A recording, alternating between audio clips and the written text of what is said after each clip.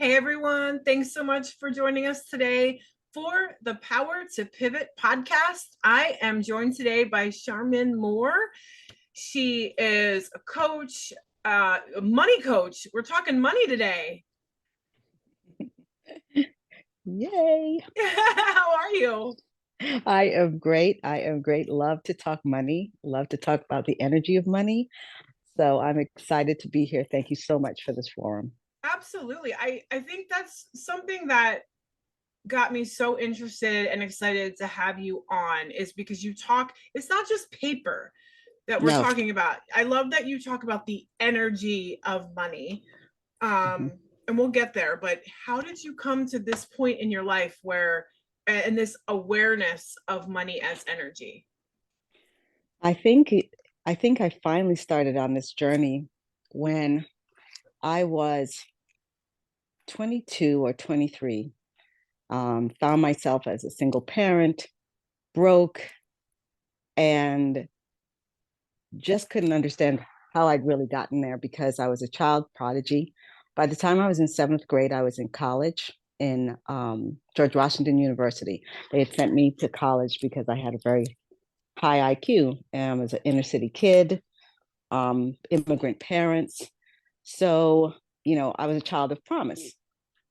And I was very supported by a lot of teachers and counselors along the way. And, they made sure that I got the best education, even though my parents weren't rich and they did the best that they could. So, I graduated from classical high school in Providence and went to college, Northeastern University. And then life just started taking turns for me. And I like lost my way, right? Lost my way big time. And like I said, dropped out of college and had my baby, and then woke up going, what is really going on here? There's all kinds of parts of the story, but I remember my child being 2 and me having to get, immunizations. And back then, insurance didn't pay for that sort of thing. So I had to go to the health department. I went to the department, and while I was there, there were some women standing in there asking people if they wanted to go to school. So I was like, I'm a scholar. That's what I love doing. So when they got to me, I said, sure, I'd love to go to school. And they said, okay, well, take this form and go to this place and take an exam and, go from there. So I did. And then you're supposed to go into, I don't remember what type of place it was, like a placement test type of place. And the woman said to me, when I walked in with my scores and stuff, she had the scores and she didn't even look up from her computer. She just said to me, what's going on with you? And I'm thinking to myself, what does she even mean by that? She says, your scores are so high. She goes, what's going on with you? Have you been to college? I said, yeah, I've had 3 years of college. And I ran out of money, so I couldn't finish. And she goes, well, your scores are so high. The only thing I can offer you is nursing. And I did not want to be a nurse. I was not interested, right? So I politely got up from the chair and I said, well, thank you so much. Getting ready to walk out, tell her thank her for her time. And that woman screamed at me and she said, sit down. And I'm like, I'm thinking to myself, what is happening right now? She said, I said, sit down, because I was still staring at her. She said, how dare you? She goes, here I am offering you free education, free books, free tuition, free childcare. And you're going to turn your nose up at it. And I can't offer it to anybody else because nobody has your aptitude or IQ. How dare you? And I'm just looking at her. And she just signed her name on something and she threw this envelope across the desk. She says, take this envelope, go get your books. She said, go get your uniforms and show up to class and don't let me ever see your face in here again. Wow. Okay. Yeah. That was a turning point for me. The reason why I tell that story is, the universe always has plans for us, good plans for us. When you're not in alignment with your purpose and your passion, things will always go awry. That's the first tip. And it's not rocket science, but we're not taught that. So if things just keep going wrong, if things are not going in place for you, that's because you're off your path. It's very simple. I was off my path and the universe was orchestrating my path. So I went and got the tuition and the books and the uniforms, right? And I went to class. I loved it. I loved it. Carol Jarvis was my professor. She was amazing, and she started with patient dignity that morning. And she taught us that when a patient is in a bed with no clothes on, with all these people with clothes on, prodding and poking, you've got to be aware of what that feels like. You've got to be aware that that's a scared, fearful person, doesn't know what's going on with them. And as the nurse, you've always got to keep in mind and keep that at the forefront of your mind when you're caring for them. That the patient dignity is the number one thing to uphold. And I just found that fascinating. So I just started going to class every day, even though, I was like, I didn't want to be a nurse. I just went every day very quietly. And every day I was fascinated. I was at the top of my class. I helped to tutor that class because it was the nursing, the science came very easy to me, and it's not a very easy thing to learn. Because nursing is not easy. Nursing school is very hard, but I had a real strong aptitude for it. And my professor just came to me and she said, "Listen, I see you have this strong aptitude for explaining things. She'll be explaining something, and I'll say, well, think about it this way." And everybody will turn and look at me, and I'll explain it a different way. And instead of her being upset about that, she embraced that and she said, "Listen, how about I give you the classroom after school? And if any students want to stop in and stay, you can reteach them what I taught you today." She said, because she says 50% of the class is failing right now. Whoa. And I really think you can help. And I had to work every day, but I gave that up and changed my hours to work on the weekends so that I could help my class. And we were able to retain everybody but one person at graduation. What? That's Yeah. amazing. Yes. Yeah. But again, I was being orchestrated, right? The minute I said yes to nursing, I found a little place to live, my car, everything started to just line up. Like I got to nursing school that day, and Ivy was there, and she needed a roommate. So I was able to move in with Ivy that day. She said, "Just come and move in right now." And I was like, okay. I moved in with her. We went to nursing school together. So now I had a roof over my head. You know, my parents were like very happy I was in nursing school. They said, "We'll take care of the baby while you go to school." So then that worked out, right? And I started seeing a trend, even though I still did not get it yet. I was just the universe was orchestrating. I'm looking back at it now. I'm looking back at it now and seeing how my life started to unfold as I started aligning, as I started walking with. I always say go downstream, right? Instead of going upstream. We're not designed to go upstream. We're designed to go downstream. Mm-hmm. So Wow. nursing and going to nursing school was my first indication of flowing with the universe, because it was something I did not want to do, Did you but I did it feel anyway. at any point as she's giving you this envelope, giving you the instruction, like was there resistance? Like or did you just have the sense that it was going to work out? Like what was your feeling at that point? Here's something It you was don't my want to do, and I tell you that she shocked the living daylights out of me.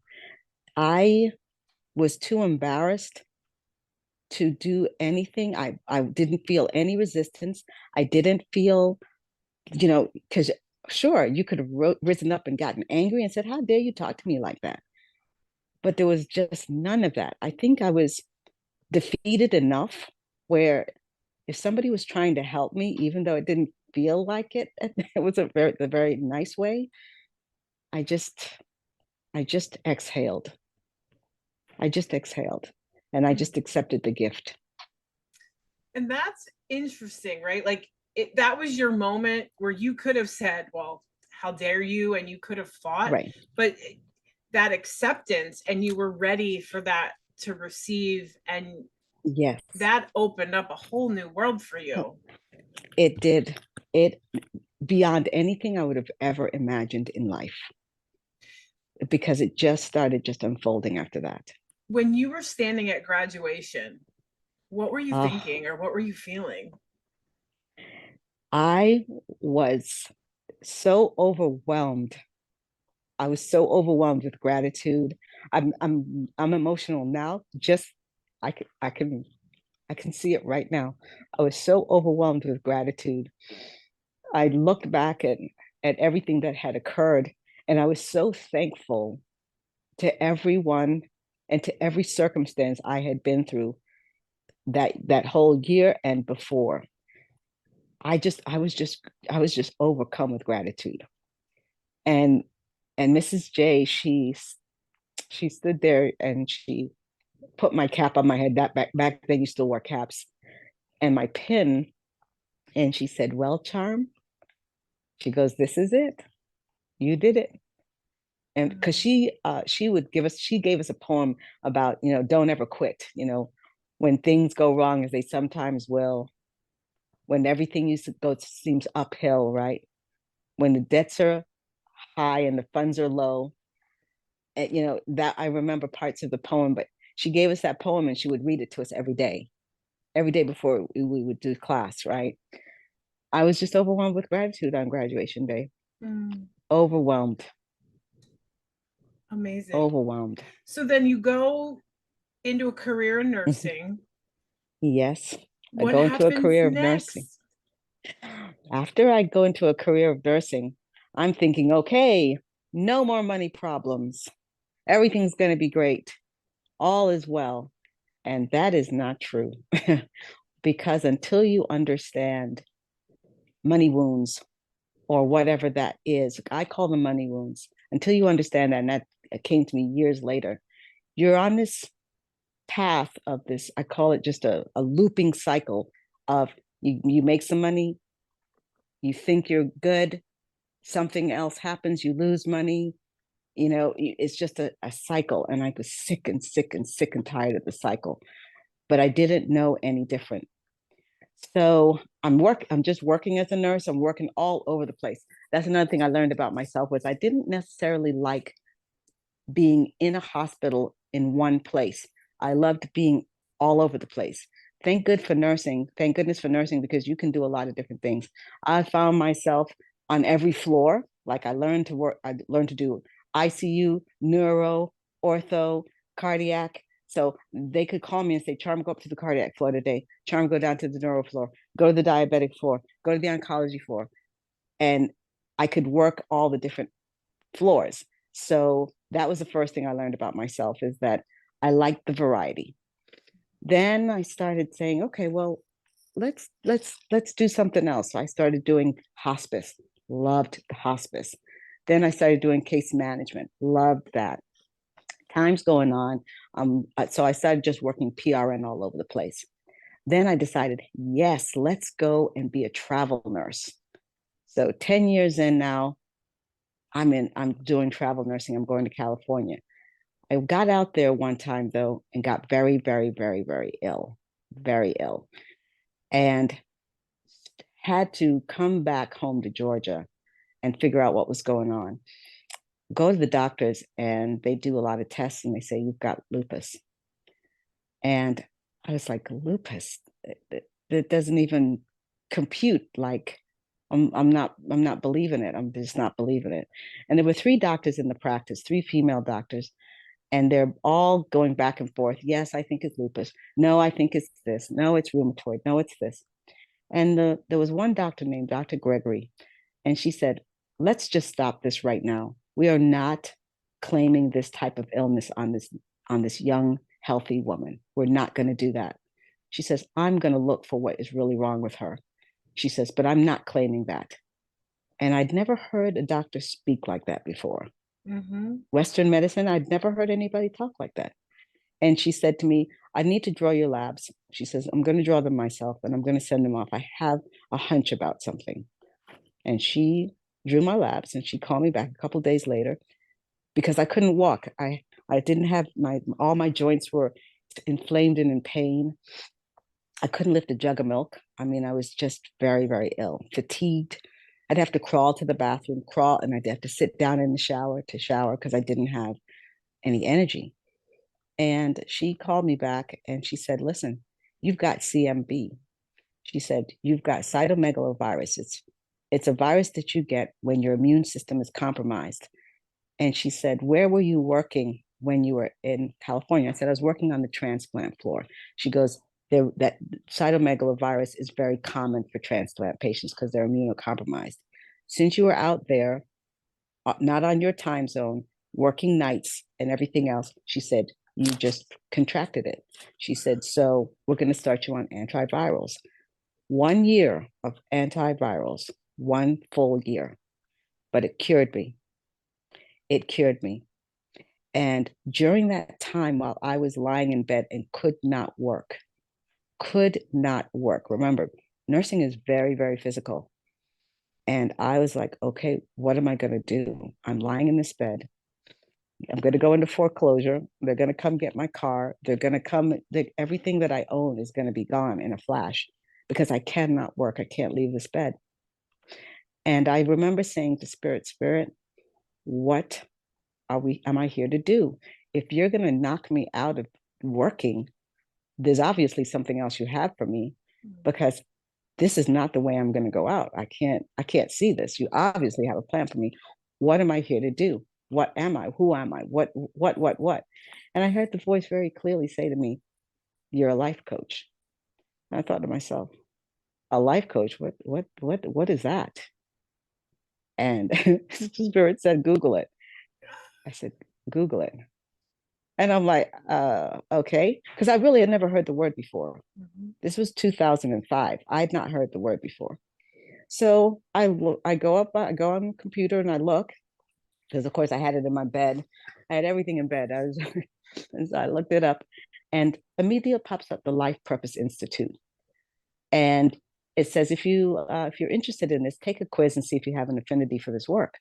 So I took the little quiz online and the score said, you have a very high affinity for this type of work. One of our, people will get in contact with you. And I got a call. And I got a call from Fern Gorin, and she was the CEO of the Life Purpose Institute. And she said, would you like to become a life coach? And I said, sure, I would. I don't know what it is yet, but I would love to become one. She goes, okay. She goes, well, we have classes every Tuesdays and Thursdays, and the course costs $2,500. Well, I didn't have 25 cents, never mind 2,500. And I said to her, well, that was very sweet of you, but I can't do that because I don't have the money. And she stopped for a minute and she said, you know what? I want you to take it anyway. She said, you just pay me whenever you can, someday. And I said, are you serious? And she said, yeah. She said, whatever you can pay, when you can pay, you pay. She says, but I just have a sense that you really need to take this class. So I was like energized. From my bed, she sent me the manuals. They came and I started doing my certification for being a life coach. And the powerful thing about that is you have to be coached in order to learn how to be coached, right? Learn how to coach. You have to be coached. So I got the best, the deepest dive into me, who I was, what made me tick, what my challenges were.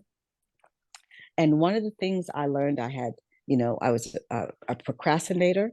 I also had a deep fear of rejection, and I would get coached around that. Where did that come from? A lot of these things come from childhood. We learned about the life wheel.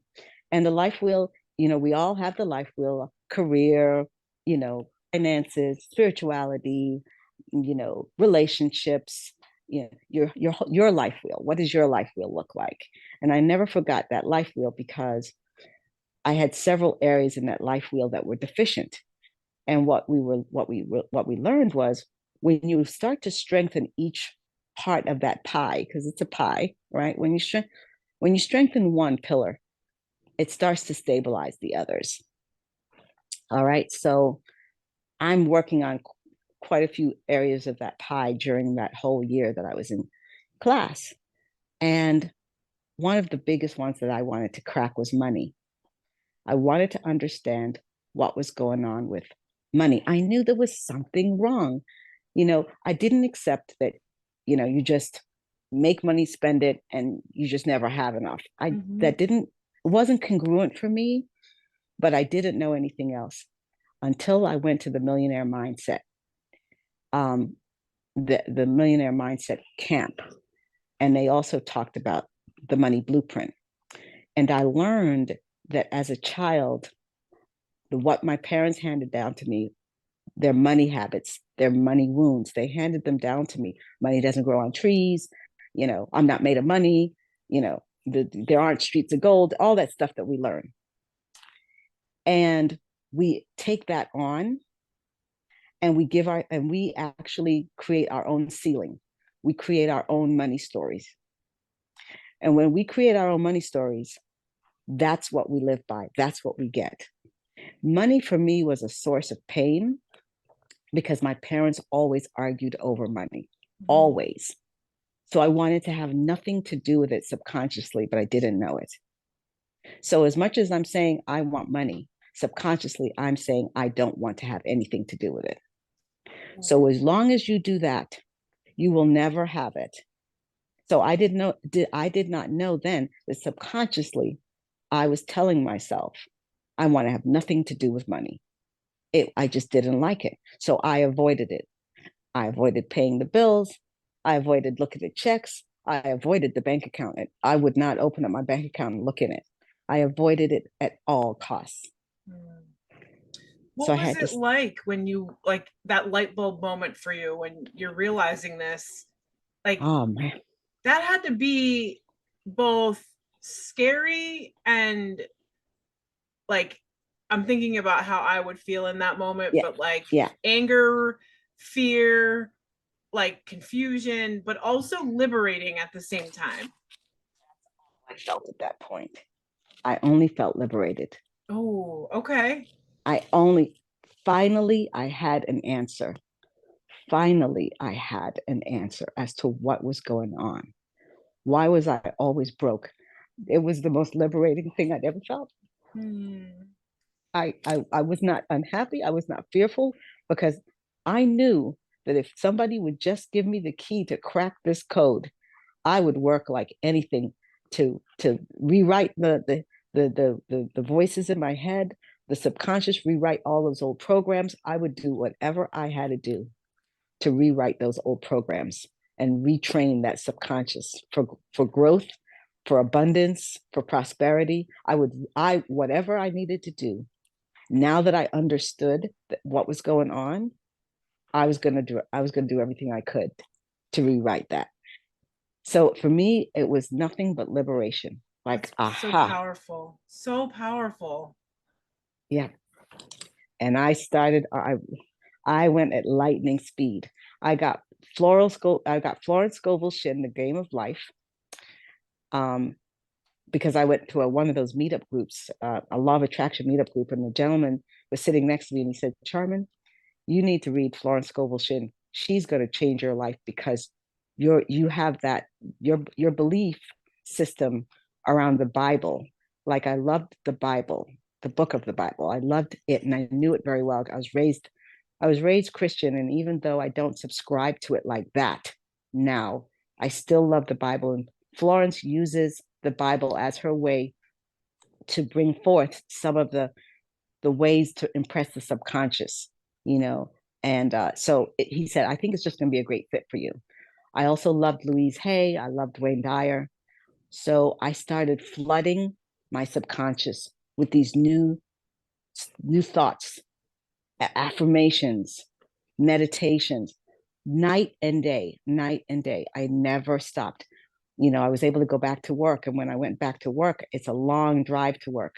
So I'd have all kinds of things playing in the car, meditations in the car, prosperity CDs in the car. I know that I listened to Florence at least 50 times and read the book 250 times. That's just that. I watched The Secret 50 times.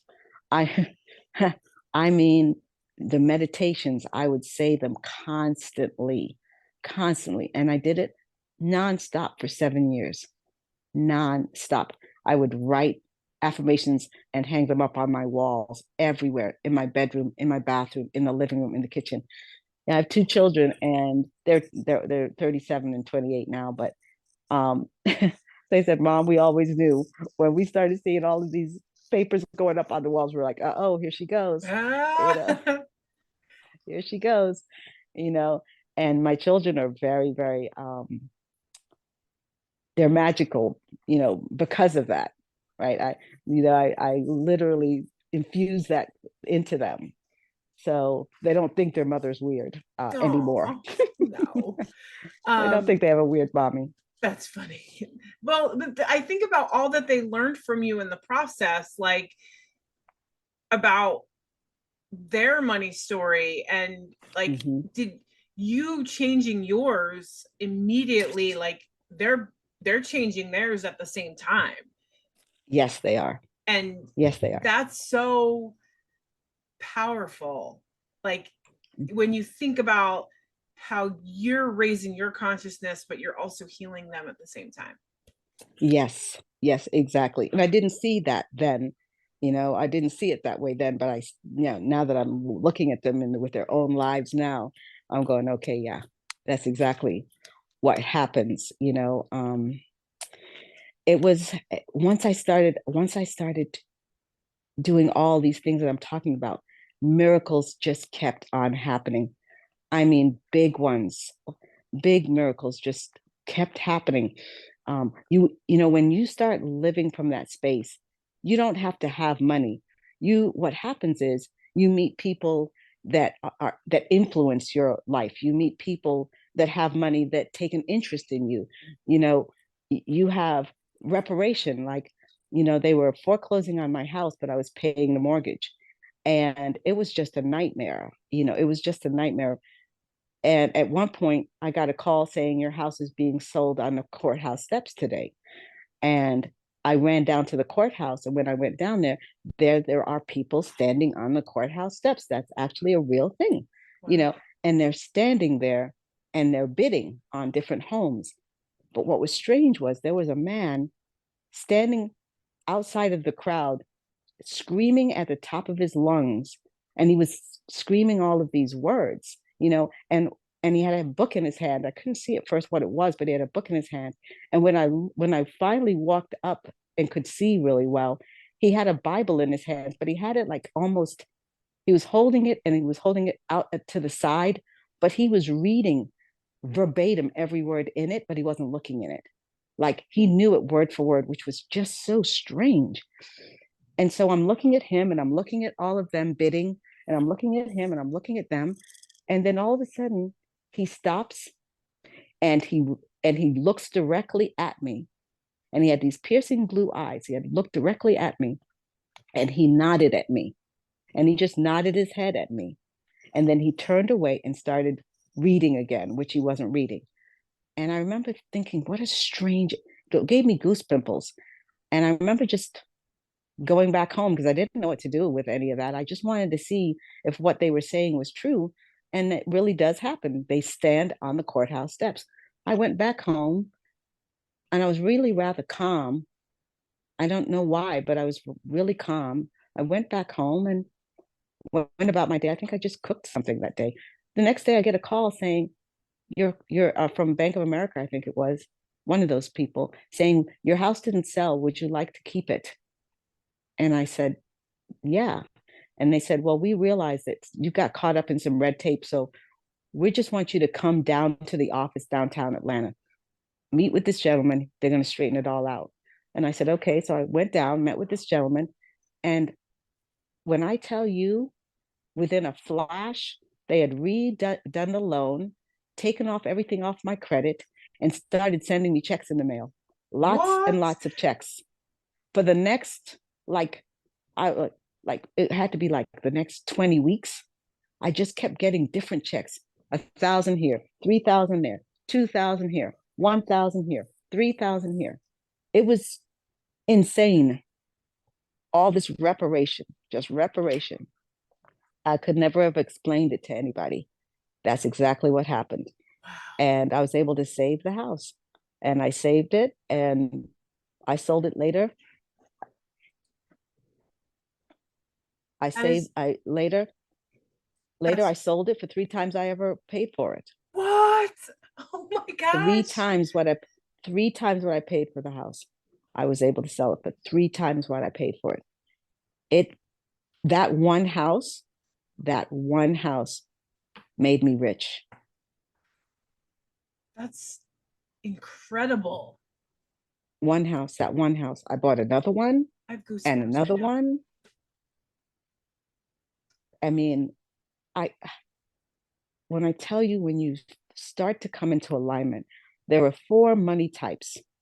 The money monk feels like money is bad and terrible, money is evil.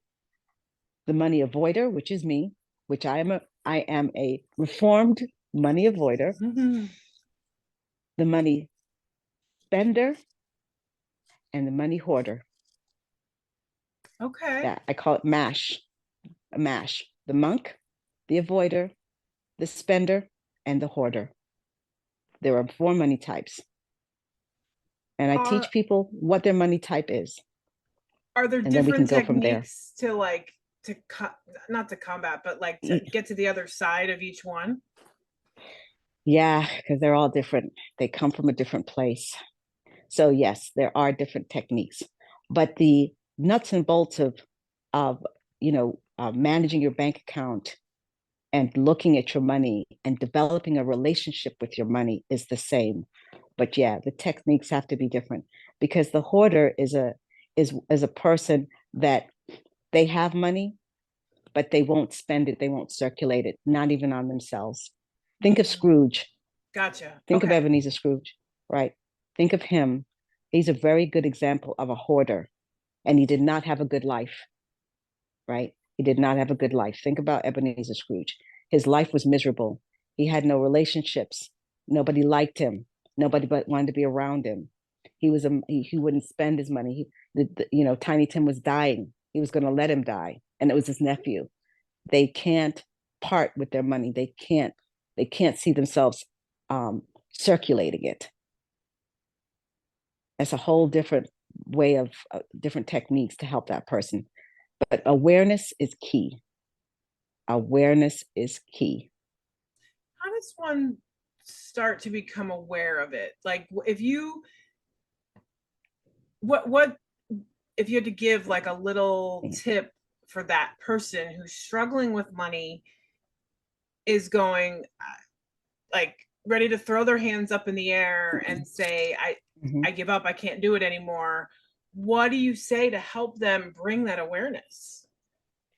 Well, they are aware, right? They you just said it. So they are aware, but are they ready to do something about it? There are too many people that are, broke or whatever, give whatever term you want to use in this moment, but they've accepted it. And so they just say, this is my life. This is it. I'm just going to live like this. But what I'm saying is, this is an abundant universe, and we're part of the universe. Look at all the abundance. Look at all the abundance. Look at the flowers, the trees. They're abundant, right? We are just as abundant. Abundance is our birthright. If you believe that, then you can start to hone it. It belongs to you. You don't have to fight for it. You don't have to beg for it. It is actually yours. You have to accept it. Once you accept it, you say, okay, well, then I want to flow with the universe, because right now you're flowing against the universe. If you're living paycheck to paycheck, you are literally flowing against what is for you. You have to start looking in the direction of what is for you. Then you start thinking, well, am I actually working in the job I'm supposed to be working in? Am I actually in the flow of where I really should be? Because remember, I didn't want to be a nurse, but that's what the universe was telling me. You're a healer, and we want you to start here. I didn't fight that. Once I decided to go with that flow, it was an absolute win. So even in my course, I there's a whole chapter on, are you actually doing what you're called to do? Because your gifts make room for you. Your Oh, I calling love makes that. room for you. Yes, your calling makes room for you. So are you actually doing what you're called to do? Because that is where the secret is. So I became a nurse and I became a life coach, and those two together have taken me straight up. One of them I didn't want to do, but decided to flow with the universe and realized that I did want to do it and that I love it and that I have a natural aptitude for it. I've been nurse of the year 2 or 3 times in my career. So it's not just, I didn't just decide, okay, well, I'll be a nurse. No, I said, I got a gift to become a nurse. Let me really put my whole heart and soul in this. And when I did that, I was rewarded with, you really did want to be a nurse all along. You just didn't know it. You had a misconception of what it is. You didn't know. All I knew was nurses changed bedpans. I didn't want that. But it was so much more than that. I feel like there's so many things that experience taught you to prepare you for where you are now. Like there's Oh, yes. the compassion, the Yes. patience, the just a sense of understanding of that person who's Yes. trying to be vulnerable for you with you in the moment. Yes. um so it's interesting, like listening and learning about this and seeing those pieces sort of weave together. Exactly. That's exactly what happened. They weave together over time. And I realized that I had an affinity for money. To really go back to your earlier question, you know, here I was broke, living out of my car as a 22-year-old single mother, right? So of course money was at the forefront of my mind. I don't have enough money. Years later, the joke from the universe is, you're going to be an expert on money and you're going to help free people from that, because now you know it intimately on every level. You know it intimately on every level. So it's um I love to teach people how to get out of the rat race of paycheck to paycheck. It's just a punt play on the words, but I I know how to do it intimately now because I was there. And it's one of the pillars. But once I stabilized money, everything else started to stabilize.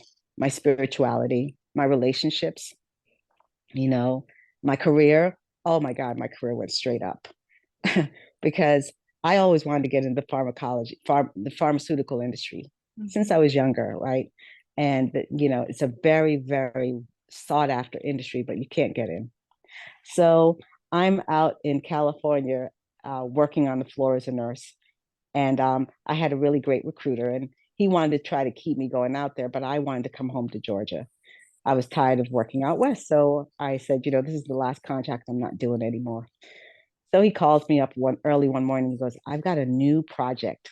It's a new type of nursing that I need you to learn how to do because you're a leader and I want you to, help build this out for me.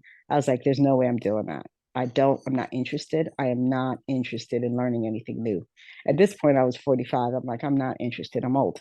He goes, Charmin, you're not old. Come on. He says, come on. I said, no, I'm not doing it. Hung up the phone. So he keeps calling me every couple of days to try to convince me. If anybody knows me well enough, don't call me at 5 a.m. because I am not a morning person. So he called me at around 5 a.m. And I was like, I'll do it. Just get off the phone. Just let me sleep. So I find myself back out in California because that's where you had to go learn this skill. And it was apheresis. It was the uh, the capturing, harvesting of the white cells of patients to build cancer vaccines. Oh. So that's what I went out there to do. So I was out there for 6 months learning how to do this cool new thing.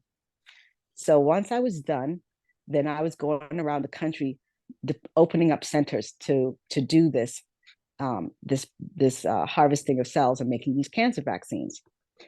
And I was supposed to be able to open up the one in Atlanta. Well, when the time came, the Atlanta center decided they weren't going to open.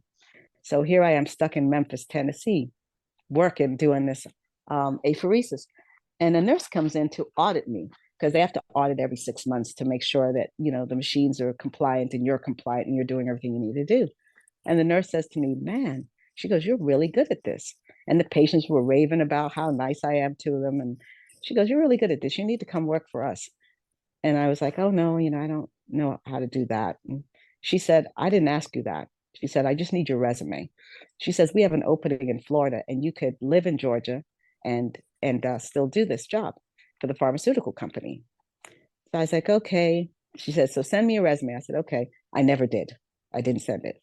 About 3 weeks later, I get a call and she says, didn't I tell you to? She didn't even say hello. She just started commencing to screaming at me. Oh my gosh. I'm like, oh my God, here's that guy. Here's this again.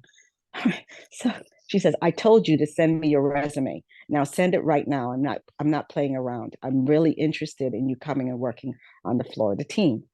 So I said, okay. So I sent her my resume. She walked it into Seattle. They flew me into Seattle and they gave me the job on the spot in the pharmaceutical industry. Oh my When I gosh. tell you that is a game changer, a game changer. Like I used to always work 2 or 3 jobs, right? You don't have to do that anymore.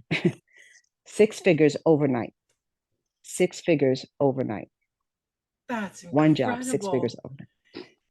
Walked me right in. Everybody else's story on that in that company was they had to interview for 9 months and wait for 9 months to get the job.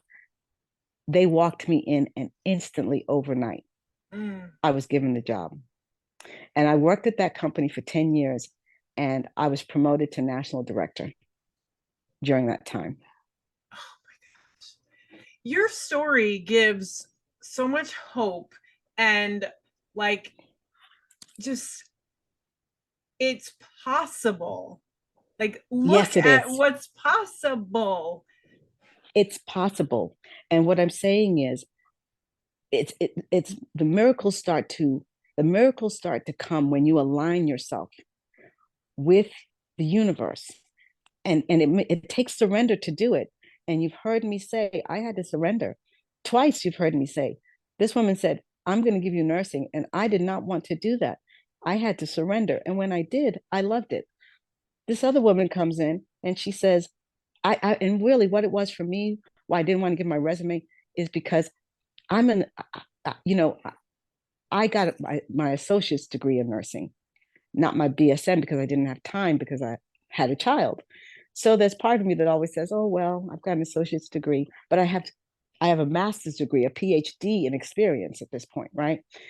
So I just it was pretty much just maybe embarrassment or whatever why I didn't want to give her my resume. But she goes, "I don't." She says, "You don't understand. You're talented." She said, "She says you're gifted at this. You're good at this." She said, you need this job and I'm going to make sure you get it because we need you here. And then she said, on top of that, we need a life coach on this team. And she said, and I saw your resume, you're a life coach. So when they walked my resume in, that's one of the first things they said. They loved that I was a life coach. And so they gave me the job, but I rose to the top of that company because of all the other talents that I have, but mostly because I was in the flow. Mm. Spirit always, you know, I did so much good in that company before I left there. And I'm proud of all the people that I've met and the people that mentored me while I was there and the people that I mentored while I was there. I was aligned with so many powerful, wonderful people that taught me things, taught me about stocks and crypto and stuff like that. What happens is you start to attract people in your life that change your life. Mhm. And that in turn translates into wealth and abundance and prosperity of all kinds. You said the S word. Surrender. Um Yes, and that looks different for everybody, right? Like I've heard yes, it does. Gabby Yes, it Bernstein, does. on the floor on her knees, surrendering, right? And that was Yeah, her yeah, surrender. And listening yeah. to your story, that moment of, you know, the woman calling you and yelling at you, and the woman in the office yelling at you to go to school, and Right, um, right. that was your surrender moment. What is it Yes. about surrendering that makes that such a powerful point for us to change our lives and to align? Oh my God. Man, what a good question.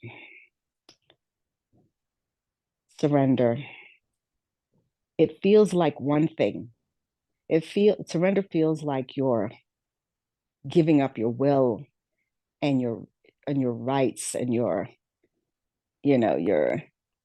it feels in yeah, it feels like you are, my God, you know, like you asked me and you said it, did that, what did you feel? Did I feel anger or whatever at that moment? I said, no, you feel like a kid. You feel like somebody that at that point has no rights, no nothing, right?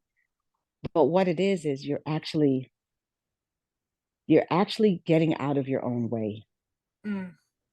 Surrender means to me, get out of your own way. I was in my own way. And this woman said to me, out of your way, I have something for you. And the other woman said, get out of your way, I have something for you. And that's what surrender is for me.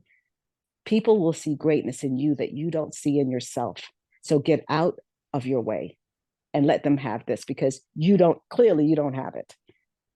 Mm. So somebody's trying to guide you somewhere good. And, Stop fighting the universe. and it feels good to let that in. Yes.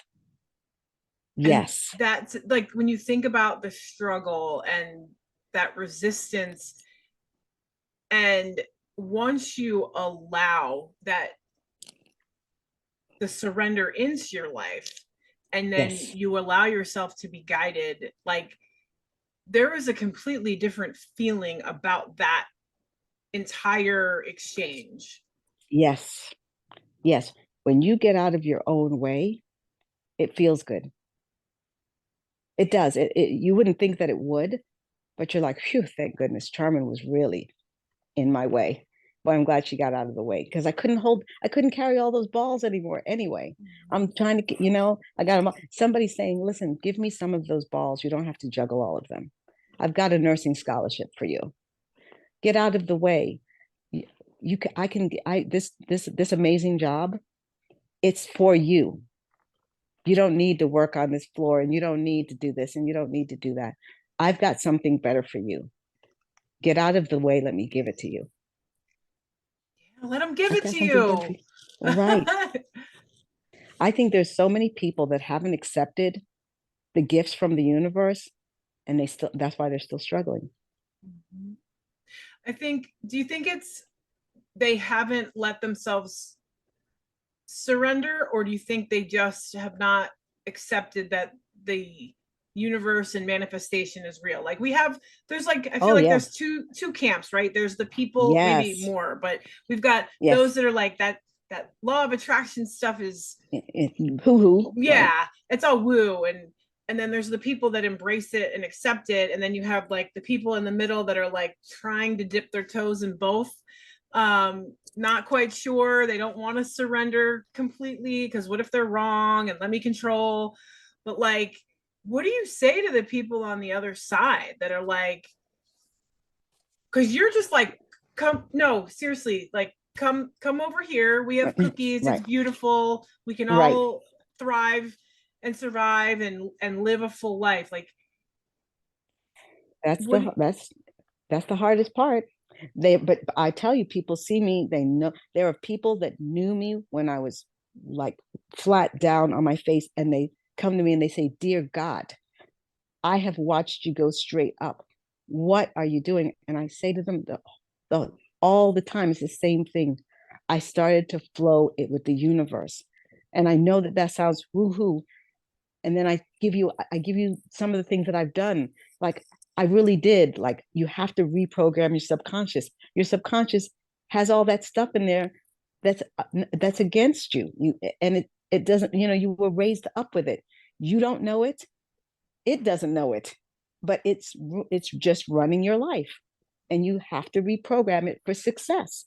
Whatever it's programmed from now, whatever is programmed with now, if you're not happy with the results, that's an indication that it needs to be reprogrammed. If you're happy with the results, you're good. But if you're not happy with the results of where your life is right now, your subconscious is responsible for it, and it needs to be reprogrammed. And it's okay to stand up and say, I need something different, this isn't working for Exactly. me. Like everybody, I give you permission, like give Right. yourself permission to do it, because it's Right. okay no matter where you are, no matter how long you've worked in whatever job or whatever situation you've been in. Like it is okay to Right. decide for yourself that you want something else. Exactly. That's where it came from for me. I just woke up and said, this is not what I want. I want something different. I want to live a abundant life. I always did. I just did. And because I wanted to live an abundant life, I decided to seek it Mm, and find out why I did not have it. And once I started doing that, I started getting answers. I said, why don't I have an abundant life? And it wasn't that I was around people that had an abundant life. So I was like, why do they have one and I don't? That was right. not it. I didn't have that thing. Mm. I just knew for me, I seek peace. And part of me having peace is me having a place in the world where I can heal and bless and care for people without stress, without lack, and people come to me all the time as a coach, and I like to be able to give to them freely from my saucer. Never give from your cup. Your cup is your sustenance. It belongs to you. Ooh, You that is cannot give. something I've never ever heard before, but say that again, please. You've got your cup, and your cup belongs to you. That is your sustenance, which means that you have to be an overflow to give to the planet. I'm an overflow. I have so much tea in my saucer, and I feed the planet that I'm assigned to from my saucer. But my cup belongs to me. It's my sustenance, and I have to have sustenance in order to give to those that I'm assigned to. Now, if you start giving from your cup, you will not have the nourishment you need to go in out there onto the planet and do what you're called to do. Never give from your cup. So you are not ready to give if you don't have overflow. Oh, oh my gosh. Like that right there is profound. I had to Um, build myself up. but it makes total sense. Like, Sense, yes. wow. That's abundance 101. Abundance 101. Yeah. Like I love that. I have to ask you though, like Yes, taking you back to yes, the affirmations and Florence in the car, and yeah. did you have a moment where you were thinking to yourself as you're driving, like, this is finally working? Like, what was that like when you realized it was paying off? I'll tell you when I knew, because going to that job every day was hell. It was absolute hell. I mean, nurses work really, really hard. Yeah. And some of those environments that we work in are counterintuitive to happiness. So I would listen to Florence in the car every day, and I would go to work, and work would be all right. I would I would say I have a wonderful work in a wonderful way, and I do wonderful service for wonderful pay. I would say that mantra, that affirmation, and I would go in there, and things would shift. I would not have these horrible, horrible days every day. It was nothing to just have a horrible day every day. That was just the norm. When I started coming into this knowledge and started doing these affirmations and started commanding my day and saying, no, today is going to be an amazing day. Miracles after miracles, wonders will never cease. That's what I got. I Mm. started just testing it out on little things. And the way my days would go, that was one of the things I wanted to shift. I'd like to have a good day at work, please. Please, could I have a good day at work? It's a third of your life. None of us should be going to a place, which is a third of our lives, and be miserable, because it will take you down at some point. Mhm. None of us have the right to do that. We spend a third sleeping, a third working, and then a third having to do everything else. Please make that third that you go and work, make it good. Oh, oh my gosh. I've learned so much in such a short time. So, I do want to ask this question though before we wrap up. I have two more questions mhm, for you. One, what do you absolutely. say to the person, right? Like, I can get affirmations online. I Right, can do this right, on right. my own. What What do you say? Like, why do I need a coach to do this when it seems like I can just listen to some affirmations and be done? Yeah. And I'm not saying that Yeah. that's what you're saying at No. all, but Oh, yes. No, no, no, it's not. No, the reason why you need a coach is because you need somebody to help you dive deep into how you got here in the first place. yeah. That once you're on that trajectory, then you start to do the inner work.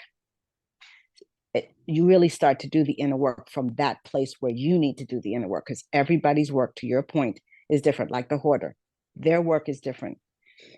Just knowing you're a hoarder is going to be helpful, but you're a hoarder and you're a diehard hoarder, right?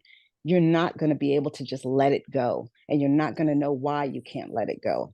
You need help with that. You need somebody to come alongside of you and teach you that once, and help you to understand that, and help you to understand how are you going to reprogram your brain.